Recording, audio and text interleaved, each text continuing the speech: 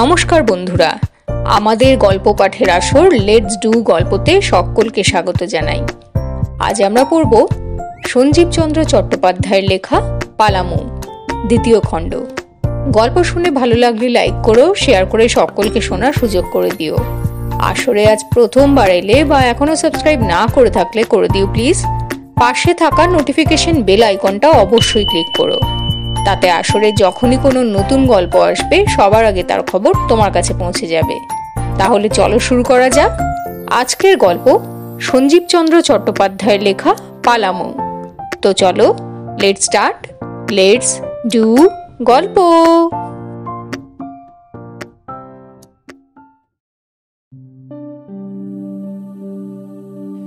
সেকালের হরকড়া নামক ইংরেজি পত্রিকায় দেখিতাম কোনো একজন মিলিটারি সাহেব প্যারেড বৃত্তান্ত, ব্যান্ডের বাদ্যচর্চা প্রভৃতি নানা কথা পালামৌ হইতে লিখিতেন। আমি তখন ভাবিতাম পালামৌ প্রবল শহর, সাহেব সমাকীর্ণ সুখের স্থান। তখন জানতাম না যে পালামৌ শহর নহে, একখানি প্রকাণ্ড পরগনা মাত্র। শহর সে অঞ্চলে নাই, নগর দূরে থাক, তথা একখানি গণ্ডগ্রামও নাই, কেবল পাহাড় ও জঙ্গলে পরিপূর্ণ। পাহাড় আর জঙ্গল বলিতে কে কি অনুভব করেন বলিতে পারি না। যাহারা কৃষ্ণচন্দ্র কর্মকার কৃত পাহাড় দেখিয়াছেন, তাহাদের গৃহপার্শ্বে শৃগাল শান্তি সংবাহক ভাট ভেরান্ডার জঙ্গল আছে, তাহারা যে একথা সমগ্র অনুভব করিয়া লইবেন ইহাতে আর সন্দেহ নাই। কিন্তু অন্য পাঠকের জন্য সেই পাহাড় জঙ্গলের কথা কিঞ্চিত উত্থাপন করা আবশ্যক হইয়াছে। সকলের অনুভব শক্তি তো আর সমান নয়। রাঁচি হইতে পালামৌ যাইতে যাইতে যখন যখন বাহকগণের নির্দেশ মতো দূর হইতে পালামৌ দেখিতে পাইলাম, তখন আমার বোধ হইল যেন মর্তে মেঘ করিয়াছে। আমি অনেকক্ষণ দাঁড়াইয়া সেই মনোহর দৃশ্য দেখিতে লাগিলাম। ওই অন্ধকার মেঘ মধ্যে এখনই যাব, এই মনে করিয়া আমার কতই আহ্লাদ হইতে লাগিল। কতক্ষণে পৌঁছিব মনে করিয়া আবার কতই ব্যস্ত হইলাম। পরে 4-5 ক্রোশ অগ্রসর হইয়া আবার পালামৌ দেখিবার নিমিত্ত পালকি হইতে অবতরণ করিলাম। তখন আর মেঘভ্রম হইল না, পাহাড়গুলি স্পষ্ট চেনা যাইতে লাগিল, কিন্তু জঙ্গল ভালো চেনা গেল না। তাহার পরে আরো 2-1 ক্রোশ অগ্রসর হইলে তাম্রাভ অরণ্য চারিদিকে দেখা যাইতে লাগিল। কি পাহাড়, কি তলস্থ স্থান, সমুদয় যেন মেঘ দেহের ন্যায় কুঞ্চিত লোমরাজি দ্বারা সর্বত্র সমাচ্ছাদিত বোধ হইতে লাগিল। শেষে আরো কতদূর গেলে বন স্পষ্ট দেখা গেল। পাহাড়ের গায়ে নিম্নে সর্বত্র জঙ্গল, কোথাও আর ছেদ নাই, কোথাও কর্ষিত ক্ষেত নাই, গ্রাম নাই, নদী নাই, পথ নাই, কেবল বন, ঘন নিবিড় বন। পরে পালামৌ প্রবেশ করিয়া দেখিলাম নদী গ্রাম সকলই আছে, দূর হইতে তাহা কিছুই দেখা যায় নাই। পালামৌ পরগনায় পাহাড় অসংখ্য, পাহাড়ের পর পাহাড়, তাহার পর আবার পাহাড়, আবার পাহাড়, যেন বিচলিত নদীর সংখ্যাতীত তরঙ্গ। আমার বোধ হয় অবনীর অন্তরাগ্নি যেন একদিনেই সেই তরঙ্গ তুলিয়াছিল। এখন আমার ঠিক স্মরণ হয় না, কিন্তু বোধ হয় যেন দেখিয়াছিলাম সকল তরঙ্গগুলি পূর্ব দিক হইতে উঠিয়াছিল, কোনটিও পূর্ব দিক হইতে উঠিয়া পশ্চিম দিকে নামে নাই। এরূপ অর্ধ পাহাড় লাতেহার গ্রাম পার্শ্বে একটি আছে। আমি প্রায় নিত্য তথায় গিয়া বসিয়া থাকিতাম। এই পাহাড়ের পশ্চিম ভাগে মৃত্তিকা নাই, সুতরাং তাহার অন্তরস্থ সকল স্তর দেখা যায়। এক স্তরে নুড়ি, আর এক স্তরে কালো পাথর ইত্যাদি, কিন্তু কোন স্তরই সমসূত্র নহে। প্রত্যেকটি কোথাও উঠিয়াছে, কোথাও নামিয়াছে। আমি তাহা পূর্বে লক্ষ্য করি নাই, লক্ষ্য করিবার কারণ পরে ঘটিয়াছিল। একদিন অপরাহ্নে এই পাহাড়ের মূলে দাঁড়াইয়া আছি, এমতো সময় আমার একটা নেমো খারাম ফরাসি কুকুর আপন ইচ্ছা মতো তাঁবুতে চলিয়া গেল। আমি রাগত হইয়া চিৎকার করিয়া তাহাকে ডাকিলাম। আমার পশ্চাতে সেই চিৎকার আশ্চর্য রূপে প্রতিধ্বনিত হইল। পশ্চাৎ ফিরিয়া পাহাড়ের প্রতি চাহিয়া আবার চিৎকার করলাম। প্রতিধ্বনি আবার পূর্বমতো ছোট বড় হইতে হইতে পাহাড়ের অপর প্রান্তে চলিয়া গেল। আবার চিৎকার করিলাম। শব্দ পূর্ববৎ পাহাড়ের গায়ে লাগিয়া উচ্চ নীচ হইতে লাগিল। এইবার বুঝিলাম শব্দ কোনো একটি বিশেষ স্তর অবলম্বন করিয়া যায়।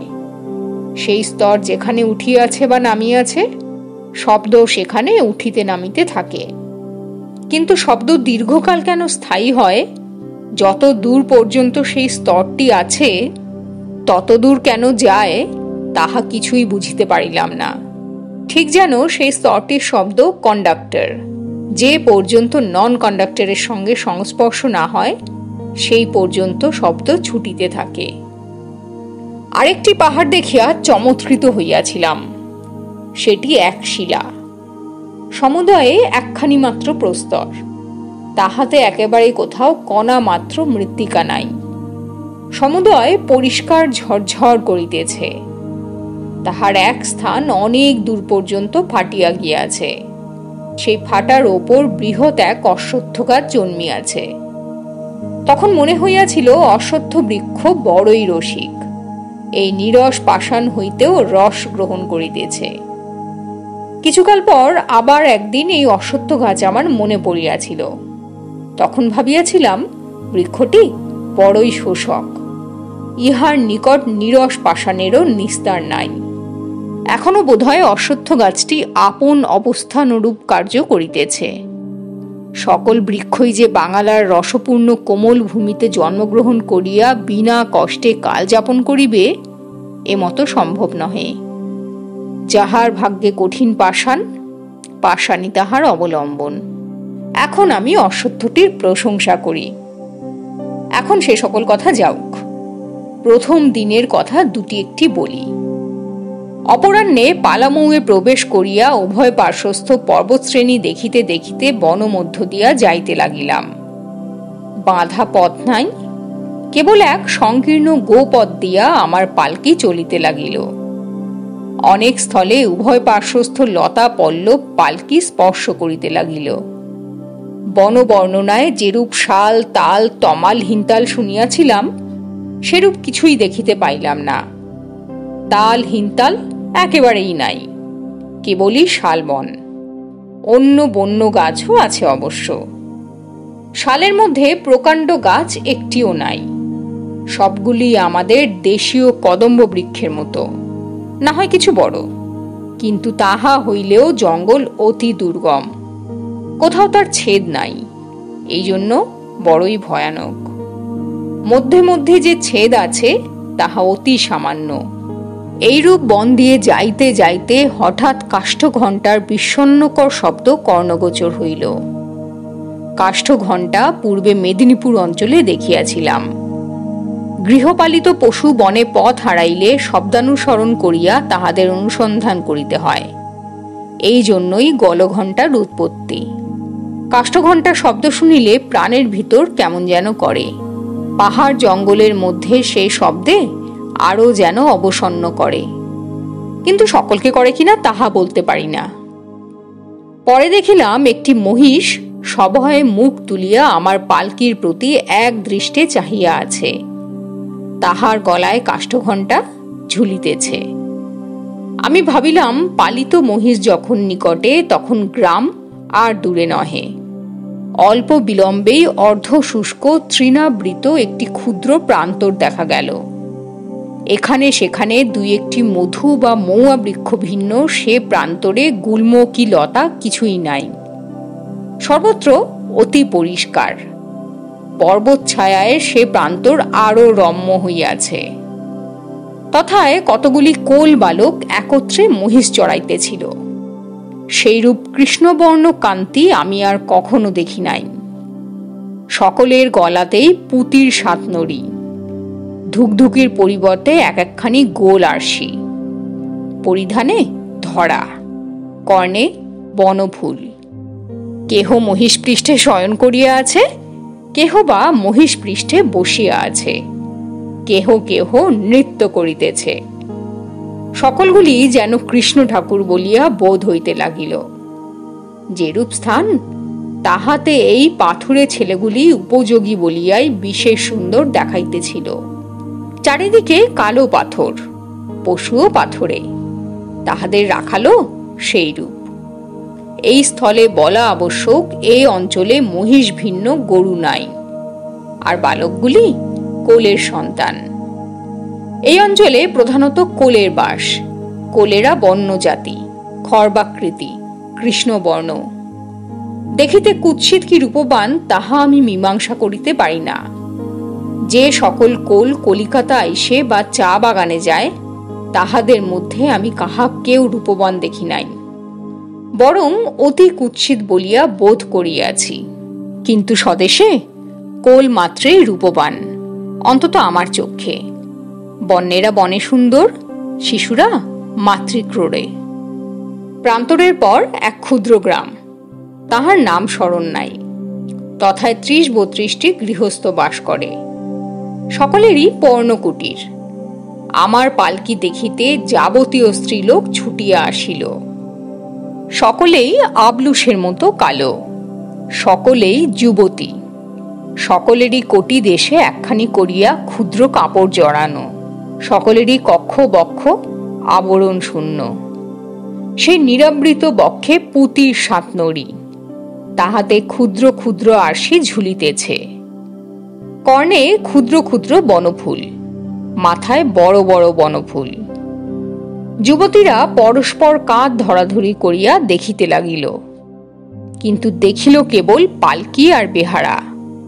পালকির ভিতরে কে বা কি তাহা কেহই দেখিল না।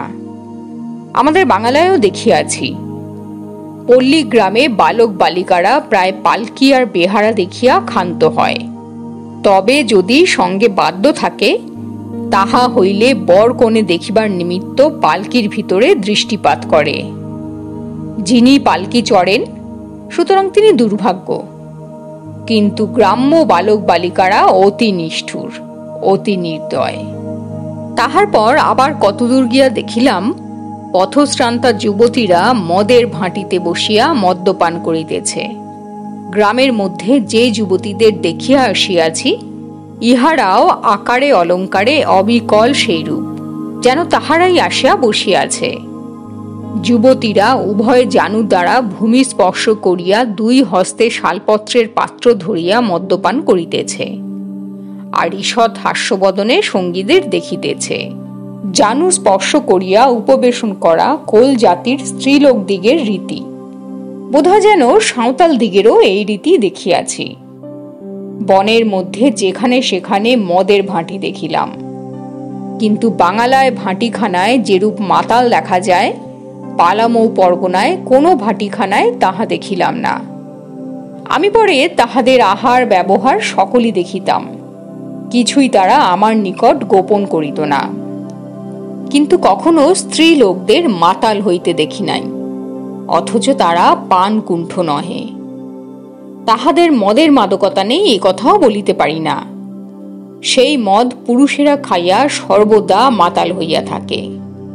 পূর্বে কয়েকবার কেবল যুবতীদের কথাই বলিয়াছি, ইচ্ছাপূর্বক বলিয়াছি এমন নহে। বাঙালার পথে ঘাটে বৃদ্ধাই অধিক দেখা যায়, কিন্তু পালামৌ অঞ্চলে যুবতী অধিক দেখা যায়। কোলের মধ্যে বৃদ্ধা অতি অল্প, তাহারা অধিবয় হইলেই যুবতীই থাকে। অশীতিপরায়ণা না হইলে তাহারা লোল চর্মা হয় না। অতিশয় পরিশ্রমী বলিয়া গৃহকার্য কৃষিকার্য সকল কার্যই তাহারা করে। পুরুষেরা স্ত্রী লোকের ন্যায় কেবল বসিয়া বসিয়া সন্তান রক্ষা করে, কখনো কখনো চাটাই বুনে। আলস্যের জন্য পুরুষেরা বঙ্গ মহিলাদের ন্যায় শীঘ্র বৃদ্ধ হইয়া যায়। স্ত্রী লোকেরা শ্রম হেতু চিরযৌবনা থাকে। লোকে বলে পশু পক্ষীর মধ্যে পুরুষ জাতি বলিষ্ঠ ও সুন্দর, মনুষ্য মধ্যেও সেই নিয়ম। কিন্তু কোলেদের দেখিলে তাহা বোধ হয় না। তাহাদের স্ত্রী জাতিরাই বলিষ্ঠা ও আশ্চর্য কান্তি বিশিষ্ঠা, কিন্তু তাহাদের বয়প্রাপ্ত পুরুষদের গায়ে খড়ি উঠিতেছে, চোখে মাছি উড়িতেছে, মুখে হাসি নাই, যেন সকলেরই জীবনী শক্তি কমিয়া আসিয়াছে। আমার বোধ হয় কোল জাতির ক্ষয় ধরিয়াছে। ব্যক্তি বিশেষের জীবনী শক্তি যেরূপ কমিয়া যায়, জাতি বিশেষেরও জীবনী শক্তি সেরূপ ক্ষয়প্রাপ্ত হয়, ক্রমে ক্রমে লোপ পায়। মনুষ্যের মৃত্যু আছে, জাতিরও লোপ আছে। এই পরগনায় পর্বতের স্থানে স্থানে অসুরেরা বাস করে, আমি তাহাদের দেখি নাই। তাহারা কোলেদের সহিত বা অন্য কোনো বন্য জাতির সহিত বাস করে না। শুনিয়াছি অন্য জাতীয় মনুষ্য দেখিলে তাহারা পালায়। পর্বতের অতি নিভৃত স্থানে থাকে বলিয়া তাহাদের অনুসন্ধান করা কঠিন। তাহাদের সংখ্যা নিতান্ত অল্প হইয়া পড়িয়াছে। পূর্বকালে যখন আর্যেরা প্রথম ভারতে আসেন, তখন অসুরগণ অতি প্রবল ও তাদের সংখ্যা অসীম ছিল। অসুরেরা আসিয়া আর্যগণের গরু কাড়িয়া লইয়া যাইত, ঘৃত খাইয়া পালাইত। আর্যেরা নিরুপায় হইয়া কেবল ইন্দ্রকে ডাকিতেন, কখনো কখনো দলবল জুটাইয়া লাঠালাঠিও করিতেন। শেষে বহুকাল পর যখন আর্যগণ উন্নত ও শক্তিসম্পন্ন হইলেন, তখন অসুরগণকে তাড়াইয়াছিলেন। পরাজিত অসুরগণ ভালো ভালো স্থান আর্যদের ছাড়িয়া দিয়া আপনারা দুর্গম পাহাড় পর্বতে গিয়া বাস স্থাপন করে। অদ্যাবধি সেই পাহাড় পর্বতেই তাহারা আছে, কিন্তু তাহাদের আর বলবীর্য নাই, আর সে অসীম সংখ্যাও তাহাদের নাই। এক্ষণে যেরূপ অবস্থা, তাহাতে অসুরকুল ধ্বংস হইয়াছে বলিলেও অন্যায় হবে না। যে 10-5 জন এখানে সেখানে বাস করে, আর কিছুদিন পর তাহারাও থাকিবে না। জাতিলোপ মধ্যে মধ্যে হইয়া থাকে। অনেক আদিম জাতি লোপ হইয়া গিয়াছে, অদ্যপি হইতেছে। জাতিলোপের হেতু দর্শনবিদগণ কেহ কেহ বলেন যে পরাজিত জাতিরা বিজয়ী কর্তৃক বিতাড়িত হইয়া অতি অযোগ্য স্থানে গিয়া বাস করিলে পূর্বস্থানে যে সকল সুবিধা ছিল তাহার অভাবে ক্রমে ক্রমে তাহারা অবনত ও অবসন্ন হইয়া পড়ে। একথা অনেক স্থলে সত্য, সন্দেহ নাই। অসুরগণের পক্ষে তাহাই খাটিয়াছিল বোধ হয়। কিন্তু সাঁওতালেরাও একসময় আর্যগণ কর্তৃক বিতাড়িত হইয়া দামিনীকোতে পলায়ন করিয়াছিল। সেই অবধি অনেক কাল তথায় বাস করে অদ্যপিও তথায় খাস সাঁওতালেরা বাস করিতেছে। পূর্বাপেক্ষা তাহাদের যে কুলক্ষয় হইয়াছে এমতো শোনা যায় না। মার্কিন ও অন্যান্য দেশে যেখানে সাহেবরা গিয়ে রাজ্য স্থাপন করিয়াছেন, সেখানকার আদিমবাসীরা ক্রমে ক্রমে লোপ পাইতেছে। তাহার কারণ কিছুই অনুভব হয় না। রেড ইন্ডিয়ান, নাটিক ইন্ডিয়ান, নিউজিল্যান্ডার, তাসমানীয় প্রভৃতি কত জাতি লোপ পাইতেছে। মৌরি নামক আদিম জাতি বলিষ্ঠ, বুদ্ধিমান, কর্মঠ বলিয়া পরিচিত। তাহারাও সাহেবদের অধিকারে ক্রমে লোপ পাইতেছে। 1848 সালে তাহাদের সংখ্যা ছিল 1 লক্ষ। 20 বৎসর পরে 38,000 হইয়া গিয়াছিল। এক্ষণে সে জাতির অবস্থা কি তাহা জানি না। বোধহয় এতদিনে লোপ পাইয়া থাকিবে, অথবা যদি এতদিন থাকে তবে অতি সামান্য অবস্থায় আছে। মৌরি দুর্বল নহে। তৎসম্বন্ধে একজন সাহেব লিখিয়াছেন, he is the noblest of savages, not equalled by the best of red Indians. তথাপি এ জাতি লোপ পায় কেন? তুমি বলিবে সাহেবদের অত্যাচারে। তাহা কদাচ নহে। ক্যানাডার অধিবাসী সম্বন্ধে সাহেবরাই কত যত্ন করিয়াছেন, কিছুতেই তাদের কুলক্ষয় রক্ষা করিতে পারেন নাই। ডাক্তার গিকি লিখিয়াছেন যে, In Canada, for the last 50 years, the Indians have been treated with paternal kindness, but the wasting never stops. The government has built them houses, supplied them constantly with rifles, ammunition and clothes, paid their medical attendance. But the result is merely this, that their extinction goes on more slowly than it otherwise would. সমাজোপযোগী ভালো স্থান ত্যাগ করিয়া বিপরীত স্থানে তো এই জাতিদের যাইতে হয় নাই, তবে তাহাদের কুললোপ হইল কেন? কেহ কেউ বলেন যে সাহেবদের সংস্পর্শে দোষ আছে। প্রধান জাতির সংস্পর্শে আসিলে সামান্য জাতিরা কতটা উদ্যমভঙ্গ ও অবসন্ন হইয়া পড়ে। এ কথার প্রত্যুত্তরে একজন সাহেব লিখিয়াছেন যে ভারতবর্ষে কতই সামান্য জাতি বাস করে, কিন্তু শ্বেতকায় জাতির সংস্পর্শে তাহাদের তো কুলবৃদ্ধির ব্যাঘাত ঘটে না। আমরা এ কথা সম্বন্ধে এইমাত্র বলিতে পারি যে ভারতবর্ষে আদিম জাতিদের কুলক্ষয় অনেক দিনই আরম্ভ হইয়াছে, কিন্তু ইংরেজদের সমাগমের পর কোন জাতির ক্ষয় ধরিয়াছে এ মতো নিশ্চয় বলিতে পারি না। তবে কোলদের সম্বন্ধে কিছু সন্দেহ করা যাইতে পারে, তাহার কারণ আরেক সময় আলোচনা করা যাইবে। এক্ষণে এ সকল কথা যাওক। অনেকের নিকট ইহা শিবের গীত বোধ হইবে, কিন্তু এ বয়সে যখন যাহা মনে হয় তখন তাহাই বলিতে ইচ্ছে যায়। লোকের ভালো লাগিবে না এ কথা তখন মনে থাকে না। যাহাই হোক, আগামীবারে সতর্ক হইব। কিন্তু যে কথার আলোচনা আরম্ভ করা গিয়াছিল তাহা শেষ হয় নাই। ইচ্ছা ছিল এই উপলক্ষে বাঙালির কথা কিছু বলি, কিন্তু চারিদিকে বাঙালির উন্নতি লইয়া বাহবা পড়িয়া গিয়াছে।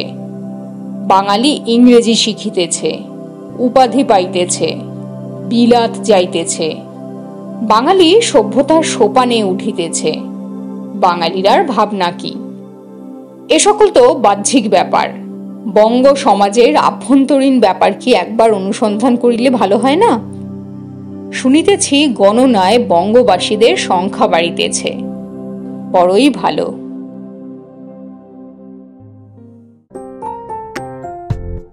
শেষ হলো সঞ্জীবচন্দ্র চট্টোপাধ্যায়ের লেখা পালামৌ গল্পের দ্বিতীয় খণ্ড।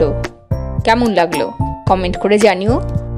অন্য কোনো গল্প শোনার ইচ্ছে হলে সেটাও আমাকে কমেন্ট করে জানিও, চেষ্টা করব পাঠ করার। গল্প শুনে ভালো লাগলে লাইক করো, শেয়ার করে সকলকে শোনার সুযোগ করে দিও।